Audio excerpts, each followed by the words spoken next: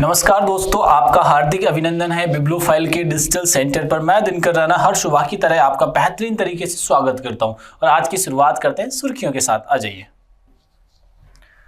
केंद्र सरकार ने घुसपैठ और अन्य कारणों को होने वाले जनसांख्यिकीय बदलाव की चुनौतियों के निपटने के लिए उच्च स्तरीय समिति का एक गठन किया है। केंद्रीय गृह मंत्री अमित शाह ने इस सोशल मीडिया पोस्ट में बताया है कि इस समिति की अध्यक्षता सर्वोच्च न्यायालय के पूर्व न्यायाधीश प्रकाश प्रभाकर जी करने वाले हैं। ये बात यहाँ से याद रखिएगा आप।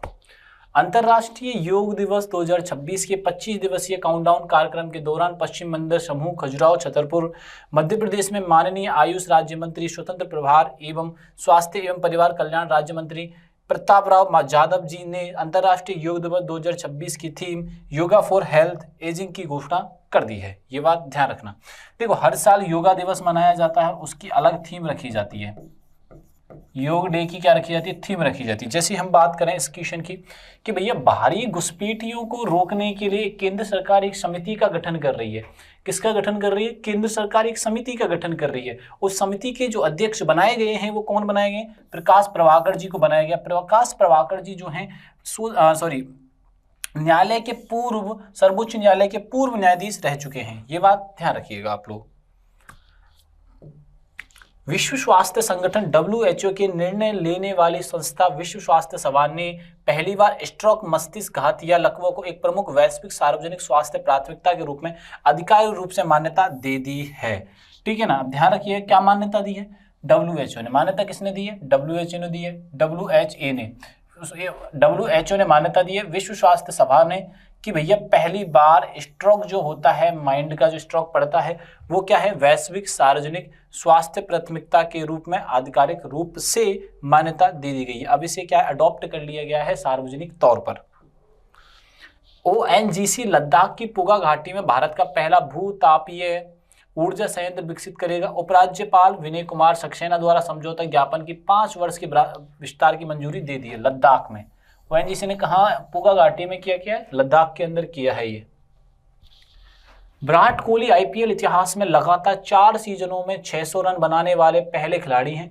रॉयल चैलेंज बेंगलोर के बल्लेबाजी के दिग्गज विराट कोहली मंगलवार को इंडियन प्रीमियर लीग के इतिहास में लगातार 4 सीजनों में 600 रन बनाने वाले पहले खिलाड़ी बन गए हैं। रांची में आयोजित 29वीं नेशनल सीनियर एथलेटिक्स फेडरेशन प्रतियोगिता 2026 में मध्य प्रदेश एथलेटिक्स अकादमी प्रतिभाशाली खिलाड़ी समरदीप सिंह गिल जी ने पुरुष शॉटपुट स्पर्धा में 20.40 मीटर का शानदार प्रदर्शन करते हुए स्वर्ण पदक जीता है। ठीक है, आओ क्वेश्चनों की बात करते हैं। सबसे पहले, हाल ही में केंद्र सरकार की घुसपैठ के कारण जनसंख्या बदलाव अध्ययन करने के लिए किसके नेतृत्व में एक उच्च स्तरीय समिति का गठन किया गया? देखो भाई, डेमोग्राफी चेंजेस को देखने के लिए भारत के जो सीमावर्ती राज्य हैं, डेमोग्राफी चेंज को देखने के लिए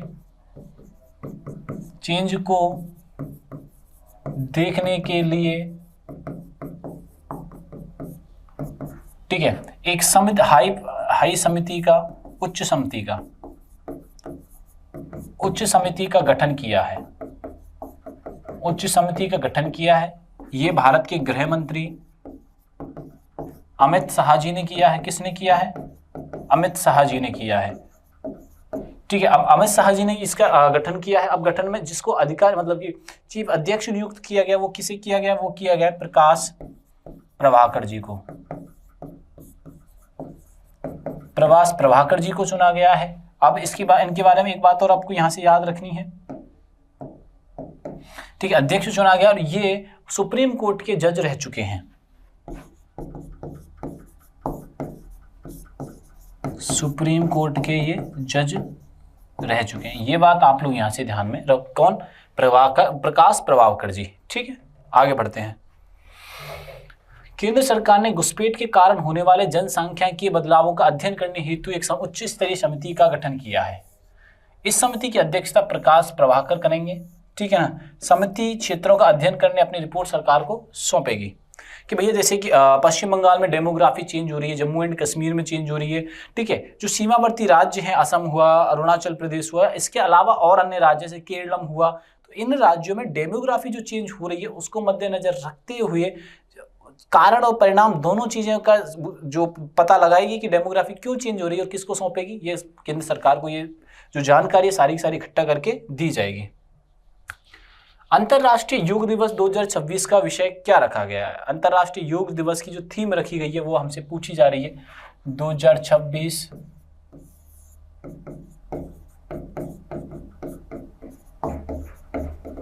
योग दिवस, ठीक है। इसकी जो थीम रखी गई है, क्या रखी गई?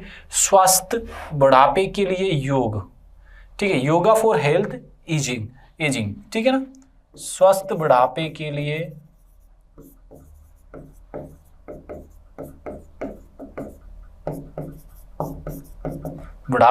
योग, ठीक है। आओ आगे बढ़ते हैं। अंतर्राष्ट्रीय योग दिवस की जो थीम रखी गई है वो स्वस्थ बुढ़ापे के लिए योग 21 जून को मनाया जाता है। 21 जून को मनाया जाता है। 21 जून को क्या मनाया जाता है? वर्ल्ड योगा डे मनाया जाता है।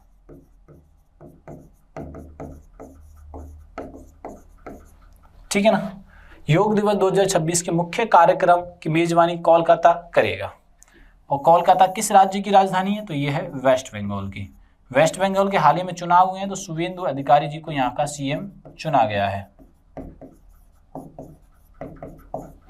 ये बात आप लोग यहाँ से ध्यान रखिएगा। संयुक्त राष्ट्र महासभा ने 2014 में 21 जून को अंतर्राष्ट्रीय योग दिवस की घोषणा की थी। 2014 में पहली बार 21 जून को योग दिवस मनाया गया था। पहला अंतर्राष्ट्रीय योग दिवस 21 जून 2025 से 15 से मनाया जा रहा है। योग शारीरिक, मानसिक और आध्यात्मिक स्वास्थ्य को बढ़ावा देता है। हाल ही में विश्व स्वास्थ्य संगठन ने पहली बार किस रोग को सार्वजनिक स्वास्थ्य प्राथमिकता के रूप में स्वीकारा है? ठीक है ना। सार्वजनिक स्वास्थ्य प्राथमिकता,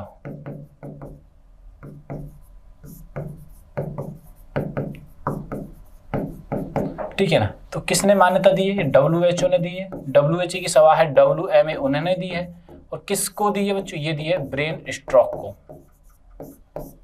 ये बात आप लोग यहां से ध्यान में रखिएगा। विश्व स्वास्थ्य संगठन WHO ने पहली बार स्ट्रोक को सार्वजनिक स्वास्थ्य प्राथमिकता के रूप में मान्यता दी है। यह निर्णय विश्व स्वास्थ्य सभा के दौरान लिया गया था। स्ट्रोक मस्तिष्क में रक्त प्रवाह रुकने या कम होने के कारण होता है। स्ट्रोक विश्व में मृत्यु और विकलांगता के प्रमुख कारणों में से एक है। उच्च रक्तचाप स्ट्रोक का प्रमुख जोखिम कारण है। स्ट्रोक की शीघ्र पहचान उपचार जीवन बचाने में महत्वपूर्ण भूमिका निभाता है। हाल ही में भारत का पहला भूतापीय ऊर्जा प्रोजेक्ट कहां विकसित किया जा रहा है? भारत का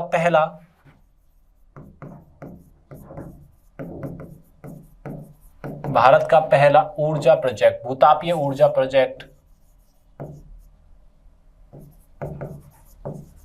भूतापीय ऊर्जा प्रोजेक्ट कहां चालू किया गया है? तो ये प्रारंभ किया गया है बच्चों लद्दाख के अंदर। ये बात आप लोग यहां से ध्यान में रखिएगा। ये कहां प्रारंभ किया गया बच्चों? लद्दाख में ये प्रारंभ किया गया है। बात समझ में आई कि नहीं आई? ठीक है, ये याद आप रखिएगा। लद्दाख में ये प्रोजेक्ट स्टार्ट किया गया है। भारत का पहला भूतापीय ऊर्जा प्रोजेक्ट लद्दाख के पूगा घाटी क्षेत्र में प्रारंभ किया गया है। कहाँ पे प्रारंभ किया गया है? पूगा घाटी क्षेत्र में ये विकसित किया जा रहा है। भूतापीय ऊर्जा पृथ्वी की आंतरिक ऊष्मा से प्राप्त की जाती है।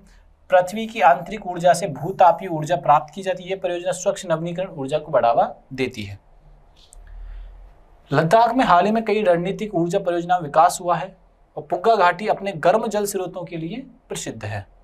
भूतापीय ऊर्जा कार्बन उत्सर्जन को कम करने में सहायक होती है।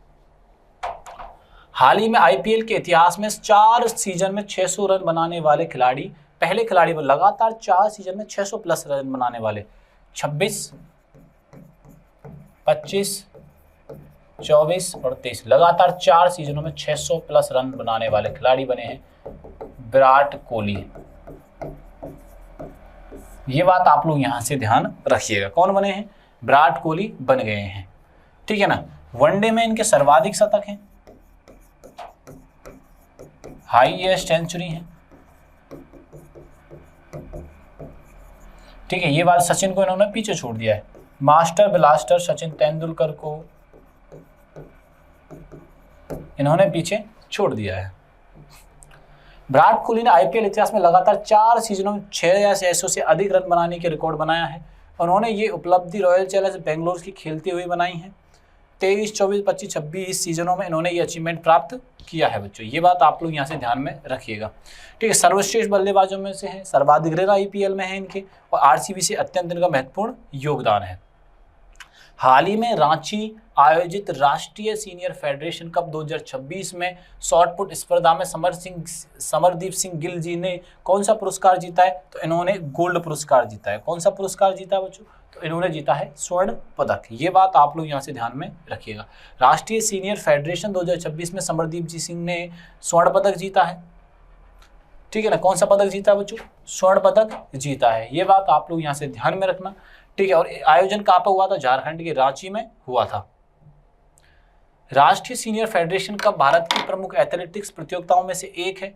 ठीक है ना, शॉट पुट एथलेटिक्स एक प्रमुख महत्वपूर्ण फील्ड स्पर्धा है। यह प्रतियोगिता राष्ट्रीय स्तर के खिलाड़ियों को एक मंच प्रदान करता है। बच्चों वीडियो अच्छा लगे तो दोस्तों को ज़्यादा से ज़्यादा शेयर करिएगा, और ये सभी जानकारी आपको टेलीग्राम पर मिलने वाली है। तब तक के लिए थैंक यू, धन्यवाद।